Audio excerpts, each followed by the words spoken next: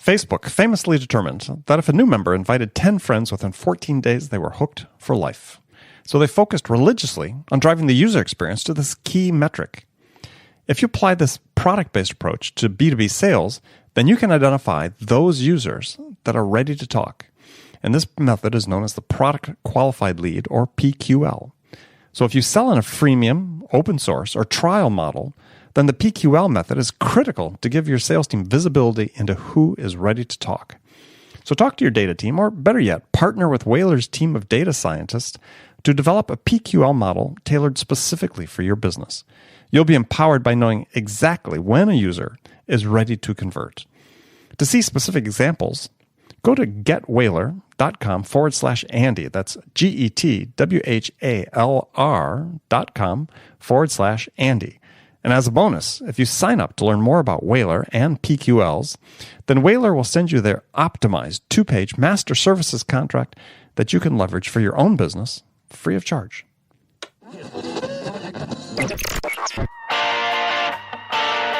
It's time to accelerate. Hi, this is Andy. Welcome to another edition of Frontline Friday with my regular and very special guest, Bridget Gleason. Now, before we get to the show, Bridget and I have a favor to ask of you. Really appreciate it if you took time right now to leave a review for this show on iTunes. And while you're there, click the button, subscribe to Accelerate. Make sure you get Frontline Friday automatically each week. Also, we need to hear from you. More specifically, we need your sales questions. I mean, what can we answer for you? What challenges do you have that we can help you with? So go to accelerate.fm/frontline and enter your question there. Each month, we're going to select one listener's question to be the question of the month. And the winner will receive a $50 Amazon gift card. So remember, go to accelerate.fm/frontline to give us your question and maybe win $50. So Bridget, how are you today? Andy Paul. Yes. I am great. I'm fantastic. You are fantastic. I'm wonderful. We've established that. It's end of the quarter. It's end of the quarter, as I mentioned. And I will share with the people what I told Andy just before we started, that we just moved into our own office space. There's still some work that needs to be done. And somebody came by yesterday, was walking around and told me that they were going to start demoing the office. Demolishing the office, not demonstrating it. Yes. Demolishing the office the last week of the quarter. And I told them, actually, they weren't going to do that the last week of the quarter. So if you read about me in the paper, that like I'm the one that's barricaded in front and won't let the let the wrecking ball come. But it's not for, like, I'm not trying to preserve a tree. I'm trying to make sure the team can keep selling. Or a historical landmark. Yes. Well, at least you have your priorities straight. Absolutely. 100%. 100%. Okay. So we have a guest today joining us on the show. And joining us is Ryan O'Donnell. And Ryan is CEO of SellHack and Replyify, which I always butcher. Ryan, how are you doing today? I'm great. And just to let you know where my mind is, when I hear that you're demoing the office, I go right into, who are you demoing it to? Yes. Have you qualified them? How did you get them interested? I think we're going to have a fun talk. I love that. Yes. When I had said something to my team about they were going to demo the office, they were also like, really? Over WebEx? How are they going to demo the office? So, demolish. Right. So that's really, that could be one of the topics today, is like, hey, people, get a life. It's not all about demonstrations. I know. There are other words that we can use. So, Ryan, where are you joining us from today? Sunny Cleveland, Ohio. Ohio. So why does your profile say Brooklyn? I lived there for 10 years before my wife and I got on the baby train, and I'm the proud father of my 3 favorite startups. Jack is 5, Charlie's 3, and Grace is 2 months at this point. So nice. I'm busy. Well, usually people, when they move out of the city, they go to Westchester or Long Island. You chose to go much further afield. We're Ohio folk. Once we graduate, my wife and I graduated from college and looked around at the market, and unfortunately we left. What are they called? Boomerangs. We left for greener pastures. did our career in New York for, about 10 years and then came back here to raise a family. Got it. All right. Very nice. Very nice. Yeah, it is indeed. So, so tell us just a little bit about SellHack and Replyify. The why or the what is built on the why, right? So the what is SellHack is a prospect list building tool, verification of email addresses, built for salespeople who don't want to waste time spending their days in, building out Excel files, guessing email addresses, going to 10 different sites to verify them. And Replyify is a cold email automation system. That's the what. The why is I've run various startups with various degrees of success and always struggled with sales and particularly just the amount of time that sales take. And the fact that when you're in sales, I want to spend all of my time, or at least the vast majority of my time, having sales conversations or thinking about sales and not, working on data entry that's going to ultimately kind of feed that pipeline and turn into those sales conversations. So why I'm working on it is there was a problem. I was wasting too much time. So we built the solution, which is SellHack for the list building and email verification, and then Replyify for the cold email and pipeline automation. So emails sort of one of your things. And one of the things you guys sort of specialize in is, you say, the psychology behind sales email. So what is the psychology behind sales emails? Is there a psychology behind sales emails? I'm working on a post right now, and I'd like to share this with in the footer notes. Is this an exclusive like world premiere? This is an experiment that I'm running. So okay. I experiment at night, and like I said, I have 3 kids, so I work in 2 shifts. I work during the day, and then I check out typically between 6 and 9, and then once I get the kiddos to bed, that starts the second shift. Right, and the second shift is when I can do all the things that I couldn't do during the day. Because I was working on more kind of time sensitive things. So what I'm working on right now and what I'm going after is, yes, there is a psychology behind cold emails and email outreach. And I'd be curious to get both of your opinions on this as well, but I'll spend the next 30 seconds on my 2 cents. Sure. There are people who talk about cold emailing and the psychology of it. There are people who actually do it. And then if we're looking at a Venn diagram, you can't see me with my hands up in the air right now. There aren't very many folks who do both, right? Who get into the weeds on and get analytical and run experiments and use a scientific method to test out different approaches and actually do go out there and test and are okay with failure. But look for those tests that yield high response rates and high engagement rates. And if you guys press me, I'll go into the experiment that I'm working on right now. I think the psychology behind cold emailing is, right time, right person, right message, right? And it's marketing 101. But when you put it into practice, how many of us are actually doing it? How many of us are writing very, very specific campaigns for very specific segments, right? And most of us will go out and say, hey, I have a product or service that I sell into vice presidents of sales, right? And I go out and I have one email campaign that I send to a bunch of vice presidents of sales and various other sales titles. But you'd be surprised if you actually looked into the data of the people who actually buy your product or service or who are your best customers, that you're going to have CEOs of 10-person startups. You're going to have VPs of sales at 5,000 person organizations.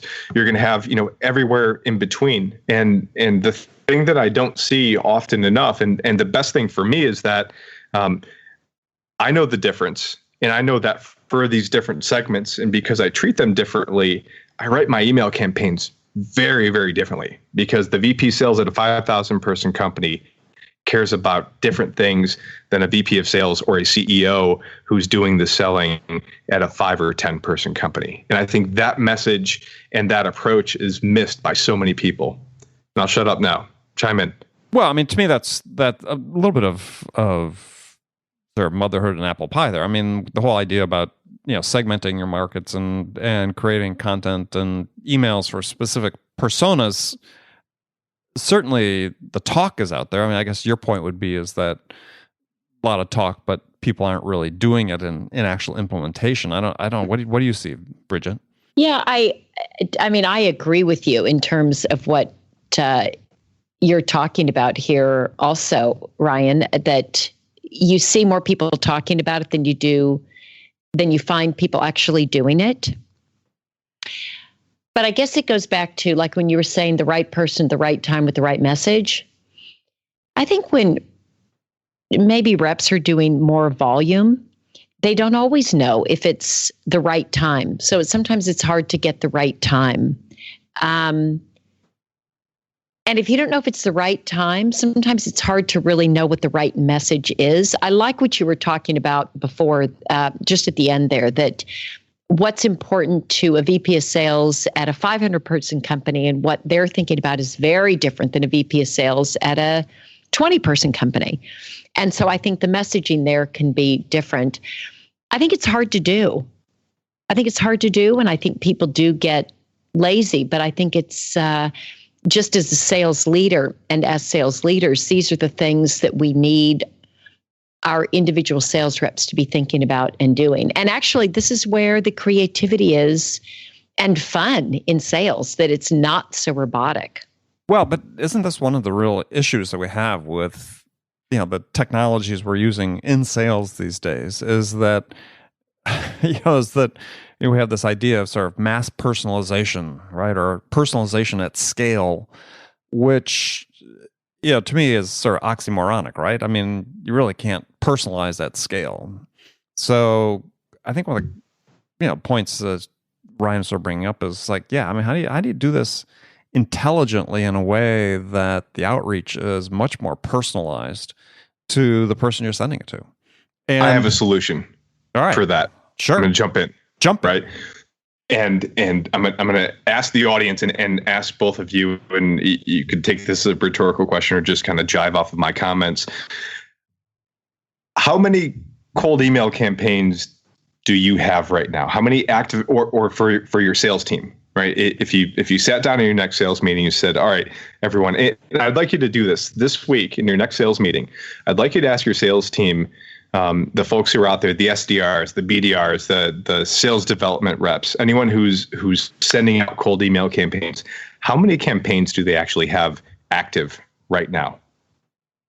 Okay, and if it's one or two, it's not enough. It's not enough in my opinion, right? So when I talk about right time, right place, right message, I marry that up with having an experimental mindset, right? And applying a scientific method to what you're doing. Right now, I have 8 campaigns running. I have 8 different campaigns running. They all are similar, but they're different. Some are a bit more aggressive and edgy to one audience. Some are toned back a bit. Some are referencing the fact that, for the right time. Some are referencing the fact that we are, in Q4 right now. And that we should be thinking about how to close out the year strong, but also how to plan for a strong Q1, right? So at any given time, I'm running at least 5 different campaigns to 5 different segments, and I'm experimenting across there. And I think, to your point, Andy, when we think about this mass personalization at scale and having it be oxymoronic, I think it is. If your approach is, I have one stock cold email campaign, and I know my target segment, and I'm just going to feed the beast, right? There are 8,000 people who fit my persona or my perceived persona, and I have this campaign that I've run some A/B tests on, done some variants on it, and it's working. And I'm just going to feed that beast with 50 to 250 new prospects per day and start them up in my email sequence. Right. So I'm going to call BS on that approach. And I'm going to say, if you're doing that, you're not segmenting enough. You're not running enough tests. You're not getting edgy enough. You're not pushing the limits. And it's one thing to push the limits and drop in and start a campaign sequence of, 5,000 new contacts that you might burn or put off because you're running an edgier campaign. But it's much different if you start, with a smaller scale and say, hey, look, I'm going to go out and test this hypothesis, and I'm going to see what the response rate is. And based on that, I'm going to decide whether to keep this campaign or kill it, double down on success and feed that more, or I'm going to dial it back and cut my losses and move on to the next one. So, Bridget, you've got a sales team. Can you answer his question? How many they have? Yeah. I mean, first of all, are the campaigns originated by the individuals in your organization, or do you guys coordinate and have, So we've got one campaign that marketing runs sort of in conjunction with sales that's product related for every new trial. But then the sales reps they've got a variety of different campaigns. Like they don't have one or two. They look at where the lead came from. That's going to have one sort of campaign. They look at the level of the person. That's a different kind of campaign. They look at the size of the company. So they have several different campaigns, but there are within each campaign, there's also personalization, at least the first one within every single one. And maybe we're just not doing the scale that you're talking about. Ryan, maybe we're not doing 5,000, and I would never have a sales team do that many. That's a marketing exercise, but I really want them to be very personalized around where the lead came from, the industry that they're in, the level of the buyer, the size of the company. And your SDRs are doing that personalization themselves? In terms of saying, the sales reps are. Sales reps are. By creating campaign for specific personas. Yeah, they are. I agree with that, and having run SellHack, and I cringe whenever I get on a call, and I go through I have a couple qualification questions. So when I send a cold email out, my CTA, my call to action is, let's set up time. How does your calendar look next week for a quick call to see if there's a fit, right? That's pretty standard. It wasn't so standard 4 years ago, right? It was a lot of, hey, would you like to start a 4-week premium trial, and much higher commitment calls to actions, and that didn't get responses to emails. What I'm conveying is, I don't want to waste your time. I certainly don't want to waste my time, right? With having a half-hour call to do a demo, to demo the office, right? Yeah. You look like a good fit. Based on my research, you seem like a good fit because you're similar to other customers that I currently have. And I'd like to see what you're currently doing, and I'd like to see if we have a fit. So that's my call to action. It's a pretty easy, low commitment, response to the person to say, yeah, I'm interested. Let's set up a call, or no, I'm not interested. I have this covered, and we fork off from there. So the cold emailing that I'm doing, it kind of falls into two different categories. One is we have inbound leads, right? And those inbound leads kind of go into a separate sequence or cadence. And then we have folks that are presumptive. They're prospects. They fit a certain persona that we've identified internally, that where they look and feel like our existing clients. So we have a pretty good indication that there might be a good fit. So we do our cold emailing where folks on our team are sending out anywhere from 50 to 150 cold emails per day, or starting up 150 new prospects per day in any one of 5 different sequences, right? And Bridget, to your point, the sequences very much depend on the company size, the person's title, how they fit within the organization, things that they're thinking about. But from an experimental standpoint, we'll have a segment. It might be, CEO in the internet industry located in the US with, less than 10 employees, but greater than 1.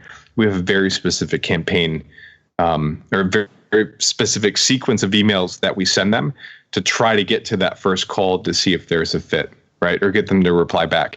And I guess what I'm encouraging folks who might be listening to this to do is to look at how you're approaching your outbound cold prospecting emails and challenging your assumptions, right? And also running different tests with your campaigns and get a little bit more edgy with content. Like try to talk to them about things that are very assumptive and may or may not resonate with them, and some won't, and you might offend a few people and get some nasty replies back or whatever.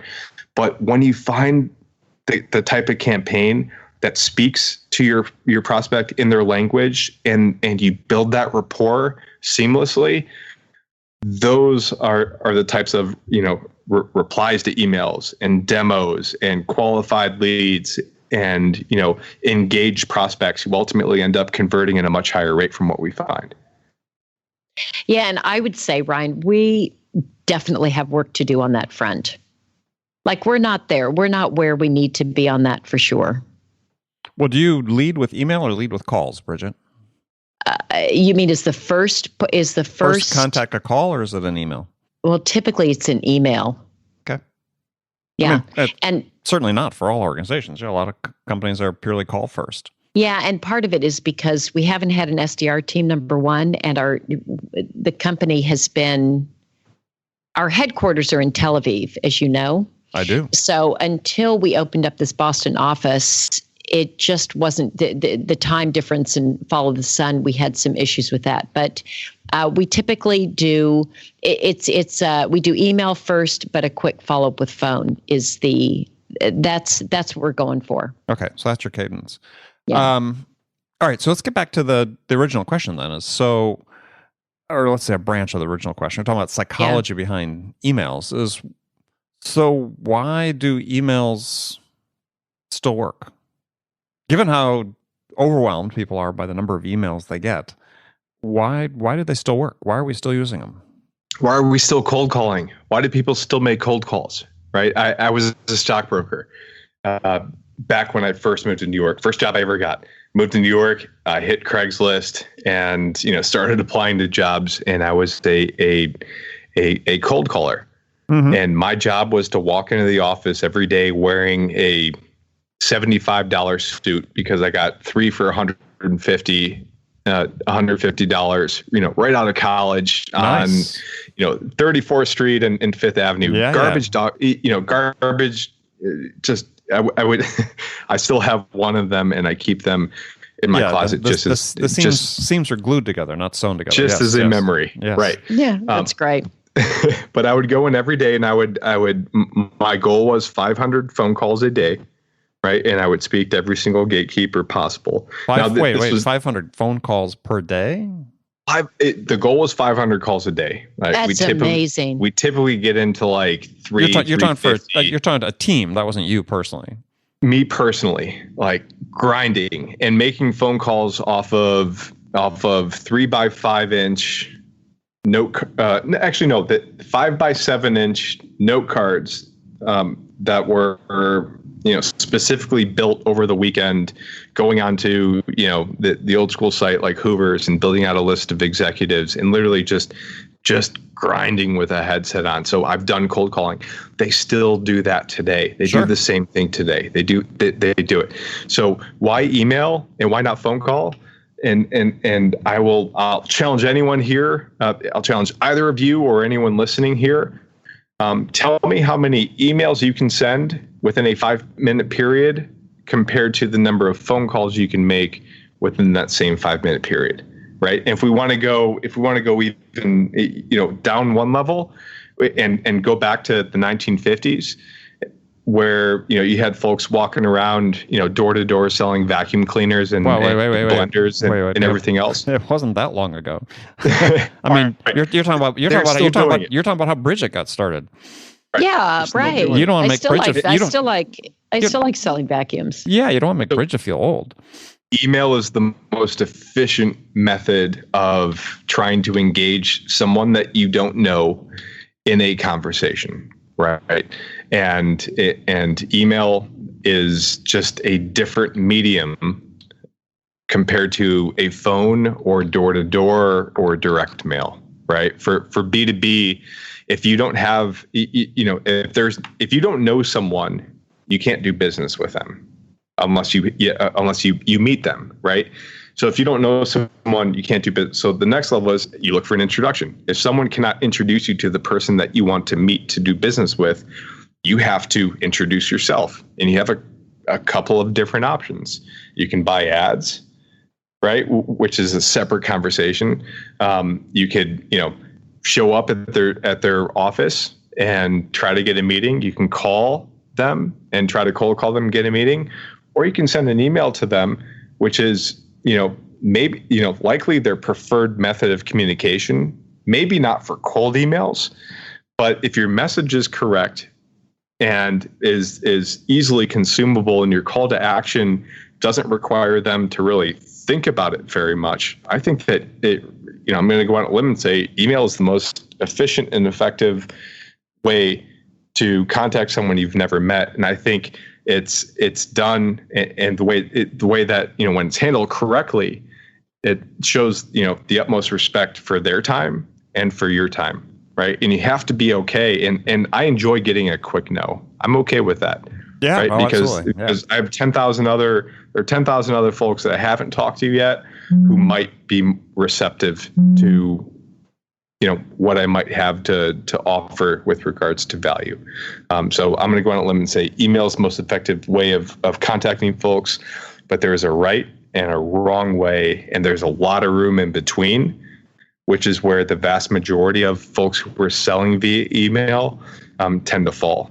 And I think with the right experimentation and the right mentality to try different things, I think that's where, yes, you can have quicker losses where people are like, what are you talking about? Like, leave me alone, get out of my face. But then you'll try something and, all of a sudden you have a 60% response rate. Yeah. Right. And that's where you double down on that type of campaign. So it's this experimentation and having that mindset of trying new things. And I just wrote a blog post on this about writing drunk and editing sober. Right. So on the second shift, once I get those kids to bed, I pour a glass of bourbon. I bust out the pretzels. I call it adult Oreos because I dip these like delicious sourdough pretzels into a glass of bourbon. And that's when I do my creative stuff. Right. I've got Netflix on one screen. Or I'm listening to music and I'm just grinding and I'm thinking and I'm looking at the emails that I'm getting and I'm thinking about, all right, am I really going to send out, am I really going to write a new campaign that basically says the same thing that I've always been saying, or am I going to try something different? Right. So can I tell you about that something different quickly? Sure. No, I was still thinking you've come up with a new definition for Netflix and chill. I mean, it's yeah, definitely, and not necessarily a better one either. I'm weird. I like what I do. Your wife sounds like she's very patient with you. She grinds as well. Okay. So we're on the same level there. So here's the problem I had last night. Literally last night. Right. I have, I went out and I built a list of folks that, we're in the same group. We're in the same LinkedIn group. Mm-hmm. We'll just call it what it is. We're in the same LinkedIn group. These are people who are similar to me with regards to what they do on a day to day. Okay. So I went in and I went in and I built a list and I, got their email addresses and I'm like, all right, I'm going to email these folks. And the first thing that came to mind was I'm going to email them with like my standard sequence, right? Which is very generic and very vanilla. It's well crafted, but it kind of screams, hey, I went out and searched Google and I found, I looked at the 5 top posts for here are the top 10 email templates you should be sending, and it looks and feels like that, right? So I flipped the script.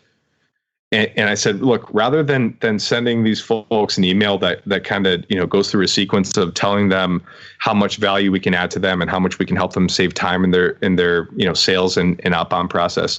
So I said, look, I'm going to create a new campaign. And instead of asking them if they're interested to having a call to see if we're a fit, and this is real. This is no BS. I just said, look, I'm going to go out and I'm going to take the initiative. I want to write a post which is not written by a marketer who's writing, the top 10 cold email campaign templates you should be using, right? Which marketers all over, you can go out and find 50 examples of this. I want to talk to the people who are in the weeds. I want to talk to the folks who are doing this every single day. I want to learn about what are the most aggressive, nasty, mean responses you've ever gotten to a cold email. I want to learn about what are the best responses you've ever gotten. I want to learn about like what are the, what emails or what templates are you using? What are you saying to your prospects that are getting them to react in either a very positive or a very negative way? So my campaign sequence, I flipped the switch. Rather than talking about how we can help them, I said, look, I need some help, right? We're in the same group. We do similar things. You do this every day. You probably have the same pent up anger and the same, the same high highs and the same low lows as I do, right? When you get a great response because you hit someone at the right time with the right message, and the same low lows when you get that nasty response in all caps that says, if you email me one more time, I'm, having my general counsel, contact you, right? Or I'm calling the cops. And I've gotten that one before. So my campaign completely flipped, right? And I haven't started it yet. I've not set it live yet. I came up with the idea last night. I wrote the first draft of my campaign sequence, and what I message to these folks, or what I'm planning to send them, is, look, help me create something that folks who just don't know where to start can actually derive some value from, and let's help give them some guidance with regards to what they should expect and potentially how to respond to that. And my goal is that, it's authentic. I want to create an authentic piece of content that was, contributed by the community of people who do this every single day. And in the process, if some of these folks say, oh, I might be interested in using Replyify to send out my cold email sequence, or, I've been struggling getting leads, and SellHack might be interesting to help me get, valid email addresses. That's a benefit. This is a test that I'm running, and I'll report back, to both of you, and I'll share with, whoever is listening now. We'll update the comments on this, and I will share the output of this. But this is in play, and this is a new kind of approach for flipping the script. Okay. Well, we'll have you back on to talk about that at this point in the future. In the meantime, great. If people want to share with us their top email templates, and they want to share with us the best and worst replies they've received from potential prospects to the emails they sent, then share them with us. You can do one of two things. You can email those to me at andy@andypaul.com. And also you can go to andypaul.com, and on the homepage there's a button. You can press a little red button that says ask a question or talk to me, and you can leave us an audio message about your experiences, and we'll play those on the air and answer any questions and comment on it appropriately. So, Ryan, unfortunately, we're out of time, but appreciate you joining us today. My pleasure. This is fun. Let's do it again. Great to have you, Ryan. Yeah, we'll do it again, definitely. And Bridget, as always, it's been fantastic talking with you. As always, Andy Paul. I used your word. Fantastic. Fantastic. And everybody that spent the time with us today, I really appreciate you spending your time with us. Hopefully, we've been able to pass along something interesting. So make sure to come back and join us again next week. Bridget, until then. Until then, we'll talk to you next week.